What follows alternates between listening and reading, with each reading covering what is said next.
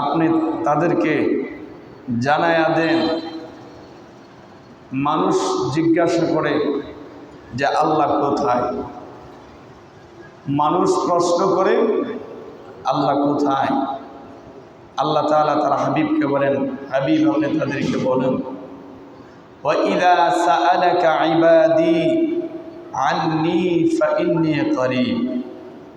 আমার বান্দাগণ যখন আমার বিষয়ে যখন আপনাকে জিজ্ঞাসা করে ইয়া রাসূল, আপনি তাদেরকে বলুন আন্নী ফাইন্নী করিব, নিশ্চয় আমি আল্লাহ তাদের নিকটবর্তী। জোরে বলি না সুবহানাল্লাহ। আল্লাহ আমাদের থেকে দূরে নয়, আল্লাহ আমাদের কোথায়? অতি কাছে, অতি নিকটে। জোরে বলি না সুবহানাল্লাহ।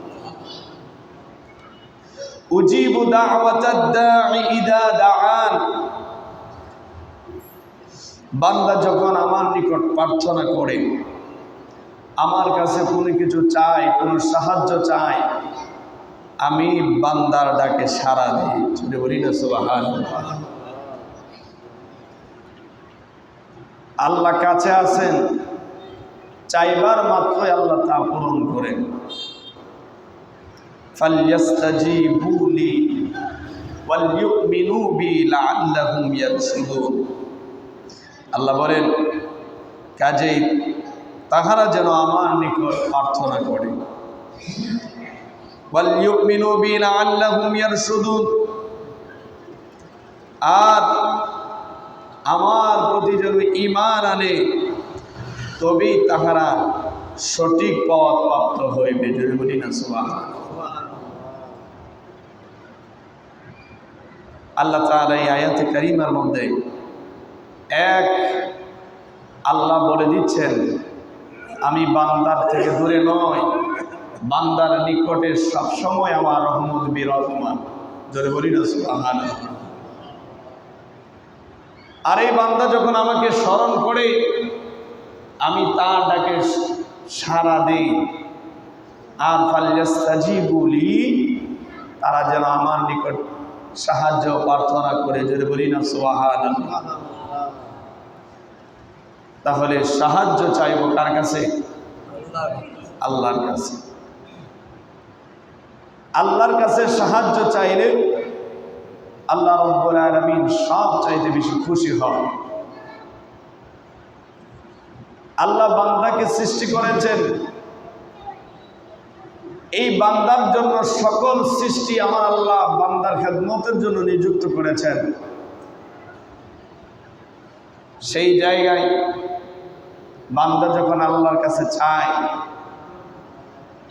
দুনিয়ার মানুষের কাছে চাইলে দুনিয়ার মানুষ রাগ হয়, গুসা হয়, আর আল্লাহর কাছে না চাইলে আমার আল্লাহ গুসা হয়। আল্লাহর কাছে চাইলে খুশি হয় যে বান্দা আমার কাছে চাইছে, আর আল্লাহ বলেন আমি চাইবার মাত্রই বান্দার চাহিদা পূরণ করি। যদি বলি না সুবহানাল্লাহ। ওয়ালইউমিনু বি লাআল্লাহুম ইয়ারশুদুন। বান্দার যে ইয়াকিন বিশ্বাস যে আমার আল্লাহ আমাকে ফিরাবে না,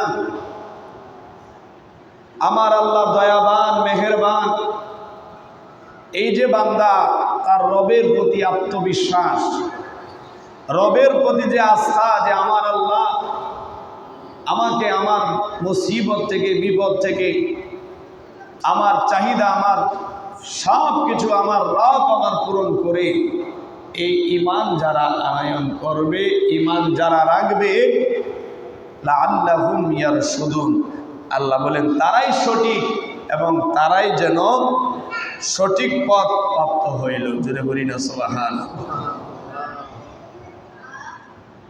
তাহলে আল্লাহর কাছে প্রার্থনা, এই নামাজও, নামাজের মাধ্যমেও বান্দা আল্লাহর কাছে প্রার্থনা করে। আল্লাহর কাছে কি করে? ইয়াকা না'বুদু ওয়া ইয়াকা নাস্তাঈন ইহদিনাস সিরাতাল মুস্তাকিম। এই সূরা ফাতিহা যখন তেলাওয়াত করি, এই তেলাওয়াতের মাধ্যমে আমরা আল্লাহর নিকট সাহায্য চাই। জোরে বলি না সুবহানাল্লাহ। আল্লাহর কাছে সঠিক পথ চাই। এই চাওয়াটা প্রার্থনা। রবের কাছে ওই পথ চাই যেই পথে তার নিয়ামত, আর ওই পথ চাই না যেই পথে তার গজব। আল্লাহ তাআলা এই যে নামাজে আসছি, এই নামাজের আগে হয়েছে আজান। আগে হয়েছে কি? আজান। আজকের এই জুমায় জামাত এবং আজানের বিষয়ে আলোচনা এসেছে। দুনিয়ার মধ্যে সবচাইতে উত্তম ব্যক্তি হচ্ছে সে, যে মানুষটা আল্লাহর দিকে মানুষকে আহ্বান করে। কার দিকে? উত্তম মানুষ। উত্তম মানুষ সে যে মানুষকে ভালোর দিকে আহ্বান করে, কল্যাণের দিকে আহ্বান করে, আল্লাহর দিকে আহ্বান করে। আল্লাহর হাবিব সাল্লাল্লাহু আলাইহি ওয়াসাল্লাম বলেন, এই যে মুয়াজ্জিন বলছেন আল্লাহু আকবার, আল্লাহ মহান, আশহাদু আল্লা ইলাহা ইল্লাল্লাহ, আল্লাহ ছাড়া মাবুদ নাই, আশহাদু আন্না মুহাম্মাদুর রাসূলুল্লাহ, হাইয়া আলাস সালাহ, হাইয়া আলাল ফালাহ, নামাজের দিকে আসো। এটা উত্তম কিনা বলেন? হাইয়া আলাল ফালাহ, কল্যাণের দিকে আসো। আর সেইটাকে আমরা এই সারা দিয়ে মসজিদে আসছি, ঠিক কিনা বলেন? এই আহ্বান যারা করবে কিয়ামতের ময়দানে তাদের মাথা সর্বোচ্চ হইবে, অর্থাৎ সবার উপরে থাকবে। জোরে বলি না সুবহানাল্লাহ। অর্থাৎ আল্লাহ রাব্বুল আলামিন কিয়ামতের ময়দানে ওই সকল মুয়াজ্জিনদেরকে, ওই সকল মানুষদেরকে যারা আল্লাহর দিকে মানুষকে আহ্বান করেছে, কল্যাণের দিকে যারা আহ্বান করেছে, আল্লাহ তাআলা তাদেরকে কিয়ামতের দিন অধিক সম্মান আমার আল্লাহ তাদেরকে দান করবেন। জোরে বলি না সুবহানাল্লাহ। আল্লাহর হাবিব সাল্লাল্লাহু আলাইহি ওয়াসাল্লাম বলেন, মা মিন সালাতাতিন ফি ক্বরয়াতিন ওয়ালা বাদাউইন লা তুকামু ফীহিমুস সালাহ। জামাতের ক্ষেত্রে, নামাজের গুরুত্বতার ক্ষেত্রে আল্লাহর হাবিব বলেন, যদি কোনো শহরে বা গ্রামে তিনজন ব্যক্তি থাকে। কয়জন ব্যক্তি? গ্রামে শহরে যদি এমন একটা মহল্লা হয়েছে যে ওই মহল্লার মধ্যে তিনজন পুরুষ আছে, এরকম নিম্ন সংখ্যার লোক যদি হয়, আল্লাহর হাবিব বলেন,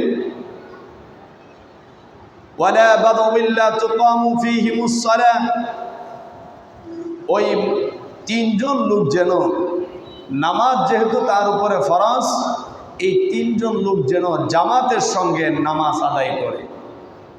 কিসের সঙ্গে? নামাজটা যেন জামাতের সঙ্গে কি করে? আদায় করে।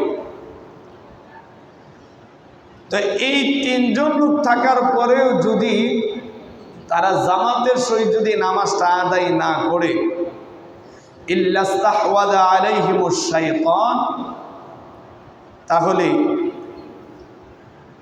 তাদের উপর আল্লাহ যে মানুষকে শক্তিশালী হিসাবে বানাইছে, শয়তান তাদের উপর কর্তৃত্ব প্রভাবশালী হয়ে যায়।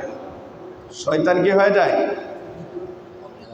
যে তিনজন লোক ছিল কিন্তু তারপরেও তারা জামাতের নামাজটা আদায় করলো না, তাহলে এই মানুষের চাইতে শয়তান কি হয়ে যায়? প্রভাবশালী হয়ে যায়, শক্তিশালী হয়ে যায়। এটা কিভাবে? সেটাও নবীজি বলেন, فإنها يأكل الذئب القاصية। জঙ্গলে যখন কোনো বাঘ, যখন কোনো নেকড়ে যখন কোনো কিছু শিকার করতে চায়, একত্রিত যখন অনেকগুলো পশু পাখি থাকে, তখন কিন্তু সে শিকারে যায় না। সে কিসের মধ্যে যায় না? ধরেন হরিণের অনেকগুলো বাঘ, কয়টা? একটা। সে কখনো এই পালের মধ্যে গিয়ে হরিণকে শিকার করতে যাবে না। সে দূর থেকে টার্গেট করে, যে কখন সে তার সঙ্গ থেকে পালে থেকে আলাদা হবে, আর আলাদা হওয়ার সাথে সাথে সে ওইটাকে স্বীকার করার জন্য কি করে, ঝাঁপিয়ে পড়ে। তো নবীজি সাল্লাল্লাহু আলাইহি ওয়াসাল্লাম বলেন, মানুষ যখন আলাদা আলাদা হয়ে যায়, জামাত থেকে যখন খণ্ড খণ্ড হয়ে যায়, একত্রিত জামাতের সাথে নামাজ আদায় না করে যখন সেই খণ্ড খণ্ড আদায় করে, তখন শয়তান ওই ব্যক্তিটাকে ওয়াসওয়াসা দিতে তার জন্য সহজ হয়ে যায়। তাহলে জামাতে যারা নামাজ পড়ে তাদেরকে শক্তিশালী বলা হয়েছে। একত্রিত থাকলে, কোনো এলাকা যদি একত্রিত থাকে, তাকে যেমন খণ্ডন করা যায় না, পাঁচজন ভাই যখন একত্রিত থাকে, যখন তাদের একটা শক্তি মনোবল যেমনিভাবে থাকে, আমার উম্মত যখন জামাতের সহিত যখন নামাজটা পড়ে, এই জামাতের বারাকা, এই জামাতের নিয়ামতটা এমন যে শয়তান তাকে ওয়াসওয়াসা দিতে পারে না। আল্লাহ নবী সাল্লাল্লাহু আলাইহি ওয়াসাল্লাম নবীজি বলেন, সালাতুর রাজুলি ফি বাইতিহি বিসালাহ, নামাজের সওয়াবটা কি? একাকী নামাজ পড়লে নামাজ হয়, একাকী নামাজ পড়লে নামাজ কি হয়, আদায় হয়, কিন্তু সওয়াবের দিক থেকে অনেকটা বেশ কম হয়ে যায়। কি হয়ে যায়? ইয়াউমুল জুমআ, জুমা মানে কি? একত্রিত হওয়া। এই যে আজান হয়েছে, প্রত্যেকের ঘর থেকে আমরা বাইর হয়ে মসজিদে চলে আসছি এবং কাতারে আমরা বসে গেছি। এটা হচ্ছে ইসলামের একটা সৌন্দর্য, মুসলিমদের একটা ঐক্য, যে পৃথিবীতে একটা আহ্বান আছে, যে আহ্বানের পর ওই গোত্রের সবাই একত্রিত হয়ে যায়। যদি বলি না সুবহানাল্লাহ। আজানের ধ্বনিটা এমন যেখানে আর ধনী গরিবের কোনো পার্থক্য থাকে না, সবাই এক কাতারে বাহির হয়ে চলে আসে। ব্যক্তিগত কাজে যদি আপনি এতগুলো মানুষ জমাইতে চান, একজনের বাড়িতে কয়বার যাওয়া লাগবে? অসংখ্যবার যাওয়া লাগবে। তাকে বুঝাইতে হবে, তারপরে সে আপনার ডাকে কি করবে? আসবে। কিন্তু আজান যখন হয়েছে, কাউকে আর এক্সট্রাভাবে বোঝাতে হয় নাই, আজান হওয়ার সাথে সাথে সবাই এক কাতারে চলে আসছে। জোরে বলি না সুবহানাল্লাহ। তো নবীজি সাল্লাল্লাহু আলাইহি ওয়াসাল্লাম বলেন, পুরুষ গড়ের নামাজের এক নামাজের সওয়াব পায়। আপনি যখন জামাত ছেড়ে যখন একাকী নামাজ পড়ছেন, এটার একটা সওয়াব। ওয়া সালাতুহু ফি মসজিদিল বাকাইলি, যখন আপনি পাঞ্জাগানায় নামাজ পড়বেন, গড়ে একাকী নামাজ যে চাইতে পাঞ্জাগানায় নামাজ পড়া 25 গুণ সওয়াব বেশি। জোরে বলি না সুবহানাল্লাহ। পাঞ্জাগানায় নামাজ পড়াটা কি ঘরের নামাজের চাইতে কি 25 গুণ উত্তম। বিখামসি ওয়া 20 সালাতান ওয়া সালাতুহু ফিল মসজিদিল্লাযী ইউজাম্মাউ ফিহি বিখামসি মিআতি সালাহ। আল্লাহ নবী সাল্লাল্লাহু আলাইহি ওয়াসাল্লাম বলেন, ওই পাঞ্জাগানা নামাজের চাইতে উত্তম যদি জুমার মসজিদে নামাজটা আদায় করে, তাহলে 500 গুণ সওয়াব বেশি। জোরে বলি না সুবহানাল্লাহ। আল্লাহর হাবিব সাল্লাল্লাহু আলাইহি ওয়াসাল্লাম বলেন, ফিল মসজিদিল আকসা বি50 আলফা সালাহ। আর পাঞ্জাগানা মসজিদ চাইতে, পাঞ্জাগানা মসজিদ চাইতে মসজিদে আকসার নামাজের 50,000 গুণ সওয়াব বেশি। জোরে বলি না সুবহানাল্লাহ। জি না, 500,000। আল্লাহর হাবিব সাল্লাল্লাহু আলাইহি সাল্লাম বলেন, আল্লাহর হাবিব সাল্লাল্লাহু আলাইহি সাল্লাম বলেন, আকসা তাহার নামাজের 500,000 গুণ সওয়াব বেশি। জোরে বলি না সুবহানাল্লাহ। রাসূল করিম সাল্লাল্লাহু আলাইহি সাল্লাম বলেন, ওয়া সালাতুহু ফিল মসজিদি বিখামসিনা আলফা সালাত ওয়া সালাতুহু ফিল মসজিদিল হারাম। আমার মসজিদে, যেটা মসজিদে নববী, ওই মসজিদে নববীর মধ্যে নবীজি সাল্লাল্লাহু আলাইহি সাল্লাম বলেন যে 50,000 গুণ সওয়াব আমার মসজিদে, আর আমার মসজিদে চাইতে মসজিদে হারাম যেটা বাইতুল্লাহ শরীফের 1,00,000 গুণ সওয়াব। জোরে বলি না সুবহানাল্লাহ। তাহলে স্থানের কারণেও অনেক কিছু সম্মান বেড়ে যায়। তাহলে একাকী নামাজ পড়লে নামাজ হবে, কিন্তু সওয়াব পরিপূর্ণ হবেন না। ঘর থেকে যখন বান্দা নামাজের কথা শুনে যখন সেই ঘর থেকে যখন বাহির হয়, সেই যে রাস্তা দিয়ে হাইটা আসে তার হাঁটাটাও সওয়াব হয়ে যায়। সুবহানাল্লাহ।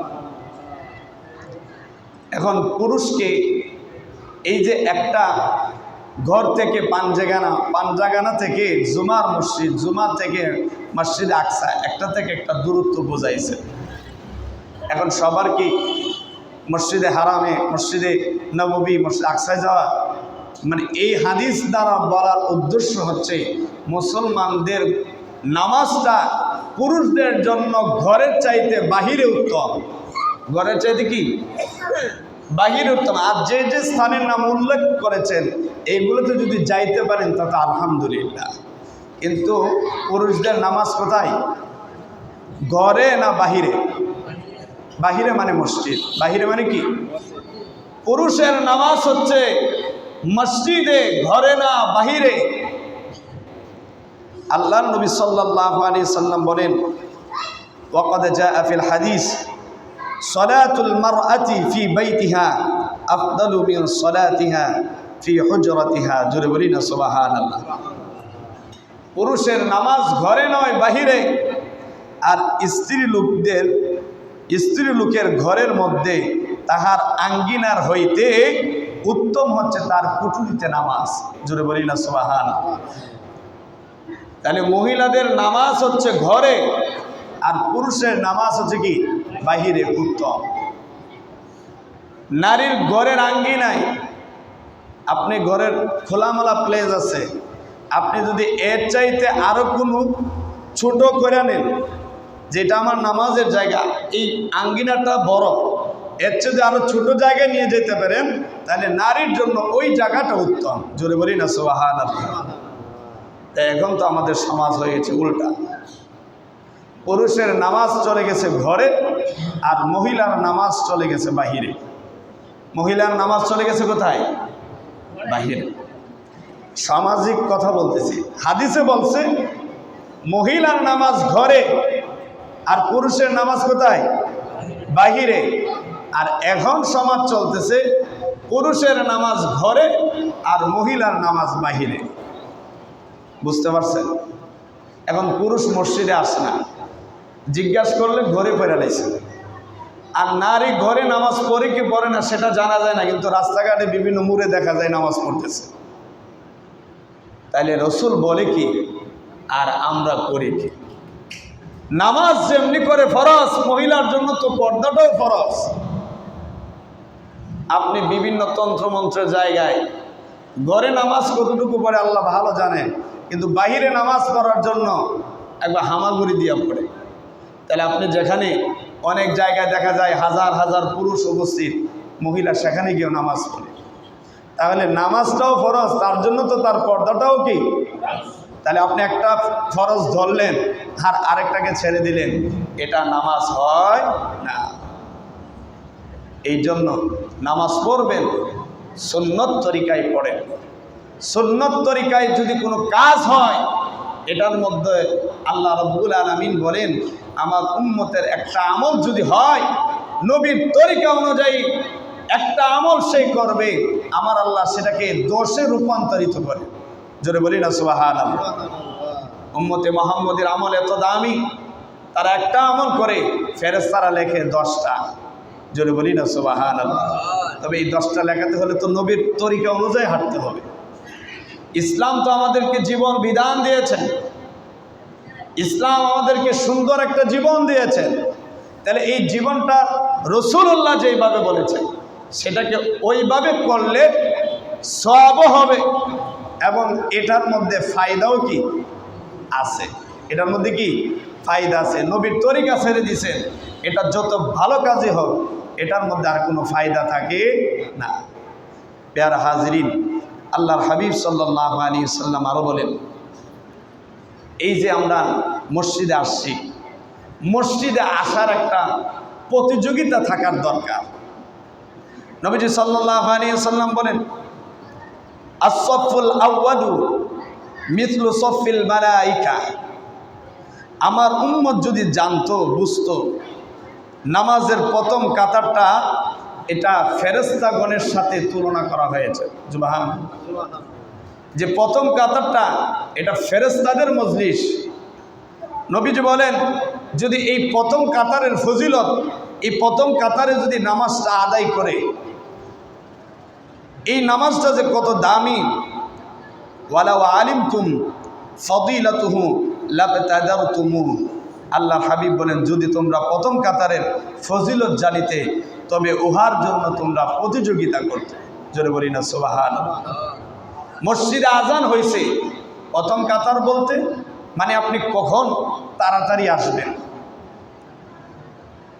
কখন আমি ইমামের পিছনে দাঁড়াবো। ইমাম আল্লাহু আকবার বলছে, এ আল্লাহু আকবারের তাকবীরের তাকরিমার সাথে সাথে আমি নিয়ত বাঁধবো।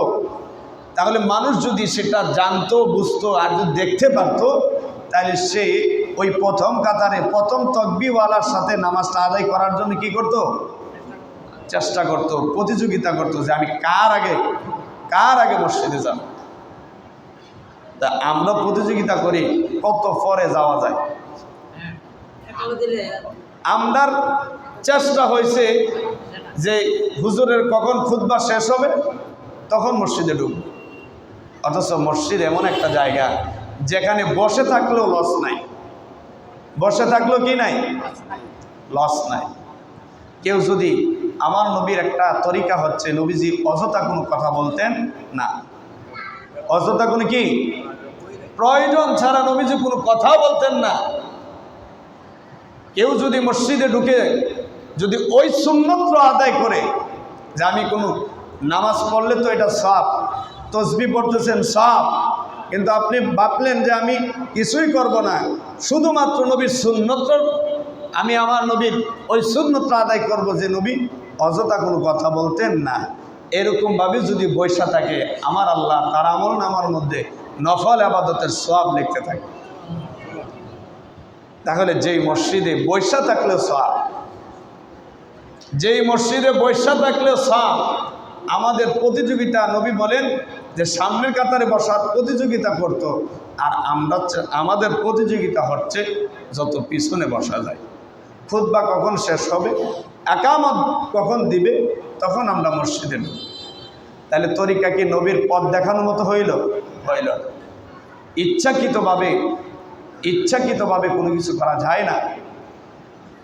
আপনি যদি আল্লাহর মারিফত হাসিল করতে চান, এখন তো মারিফত বলতে কত মারিফত আছে, সেইগুলো কথা বললে অনেক কথা। আল্লাহ তাআলার সান্নিধ্য যদি হাসিল করতে চান, আল্লাহ তার পেয়ারা মাহবুবকে দিয়েছেন, তার হাবিবকে আমাদের কাছে দিয়েছেন যে আমার এই বন্ধুকে অনুসরণ করো। আমার বন্ধু তোমাদেরকে যা বলেছে, যা তোমাদেরকে দিক নির্দেশনা দিয়েছে, সেইগুলা তোমরা আঁকড়িয়ে ধরো, আর যেগুলা থেকে তোমাদেরকে নিষেধ করা হয়েছে সেগুলা তোমরা বর্জন করো। যদি বর্জন করতে পারো তাহলে তোমরা সঠিক পথের দিশা, সঠিক যে প্রার্থনা করো, ইহদিনাস সিরাতাল মুস্তাকিম, আল্লাহ আপনি সিরাতাল মুস্তাকিমের পথে আমাকে কি করেন, চালান। ইয়াকা না'বুদু ওয়া ইয়াকা নাস্তাঈন, এই যে প্রার্থনাগুলো করে যদি ওই নবীর তরিকার মতো হয়, আমার আল্লাহ আপনাকে ওই সঠিক পথের সন্ধান দিয়ে দিবেন। যদি বলি না সুবহানাল্লাহ। আল্লাহ আমাদেরকে মুসলমান বানাইছেন ইসলাম এবং সুন্নাহ মোতাবেক, কোরআন এবং সুন্নাহ মোতাবেক আমাদের আমলগুলি, আমাদের জীবনগুলাকে সাজাইবার তৌফিক দান করুক। আমরা বলি আমিন। যারা কাবলা জুমা পড়েন নাই